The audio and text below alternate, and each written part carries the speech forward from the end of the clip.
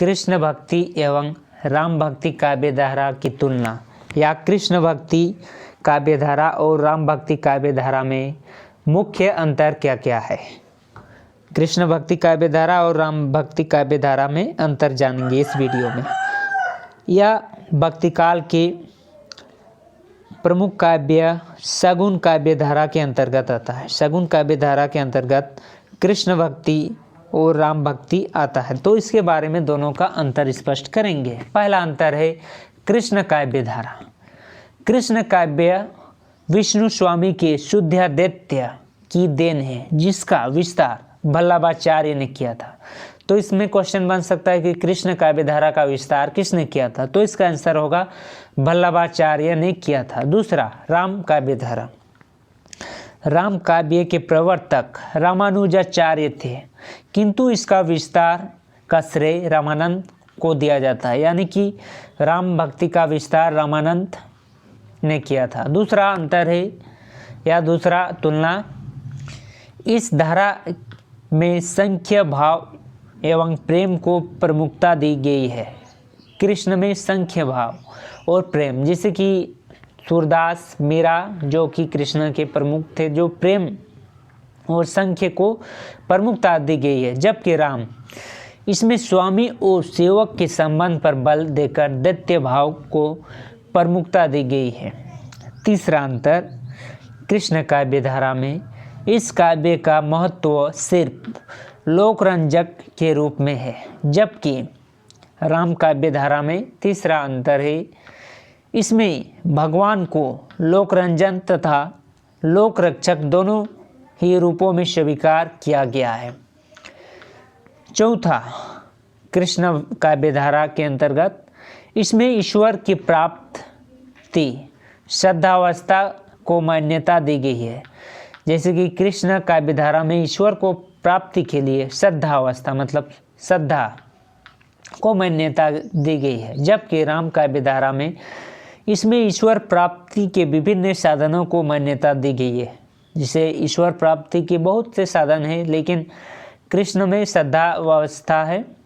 पांचवा अंतर, कृष्ण भक्ति काव्य धारा में इस काव्य धारा के मुक्तक ही उपलब्ध होते हैं और गीति प्रधान प्रबंधक है भी, जबकि राम काव्य धारा में पांचवा, इसमें प्रबंधक और मुक्तक दोनों काव्य उपलब्ध होते हैं। छठा अंतर, कृष्ण काव्य धारा इसमें प्रेम के आवेश के समक्ष नियमों की अनदेखी की गई है। इसमें प्रेम के आवेग के समक्ष नियमों को अनदेखी की गई है। सब नियम को, प्रेम ही एक नियम है जिसमें प्रभु की प्राप्ति हो सकता है, जबकि राम काव्य धारा में छठा अंतर है, इसमें शास्त्रीय नियमों का पालन किया गया है। मतलब इसमें नियम के अनुसार भगवान की भक्ति करें, भगवान को नियम के अनुसार प्राप्त करें, इसमें नियम का पालन किया गया है। सातवां में है कृष्ण भक्ति में इसमें प्रमुखता प्रेम के क्षेत्र को स्वतंत्रता दी गई है। प्रेम के चरमोत्सव की अभिव्यक्त व्यंग और उपालंबों की सहारे की गई है। इसमें छठा अंतर, सातवां अंतर, राम काव्य धारा में इस काव्य में गंभीरता उपलब्ध होती है, हास्य भी है, किंतु सृष्ट रूप में कहीं भी उछालता नहीं पाई है। आठवां अंतर, इस काव्य की मात्रा ब्रज भाषा का प्रयोग किया गया है। इस काव्य में मात्र ब्रज भाषा का प्रयोग किया गया है। कृष्ण काव्य धारा में सिर्फ ब्रज भाषा का प्रयोग किया गया है। जैसे ब्रजभूमि, मथुरा, नंदगांव के सामने वाला को सबको ब्रजभूमि कहते हैं, और वहाँ के बोले जाने वाले भाषा को ब्रज भाषा कहते हैं। तो यह ज़्यादातर कृष्ण काव्य धारा ब्रज में ही लिखी गई है और इसमें ब्रज का प्रयोग किया गया है, जबकि राम काव्य धारा में इसमें ब्रज और अवधी दोनों भाषाओं का योग्य है। जैसे ब्रज और अवधी इसमें दो भाषा है और इसमें सिर्फ एक ही।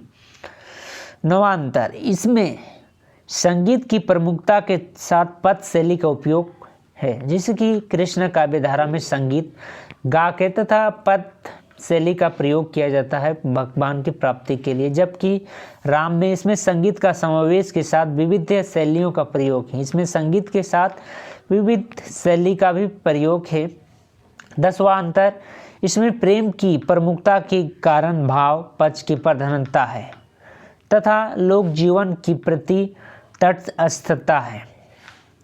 इसमें प्रेम की प्रमुखता के कारण मतलब प्रेम को प्रमुख है, भाव पक्ष की प्रधानता है तथा लोक जीवन के प्रति तटस्थता है, जबकि राम काव्यधारा में यह काव्यधारा लोक जीवन के समानांतर चलती है। वैसे लोक के जीवन जैसे चलते हैं वैसे समानांतर चलती है।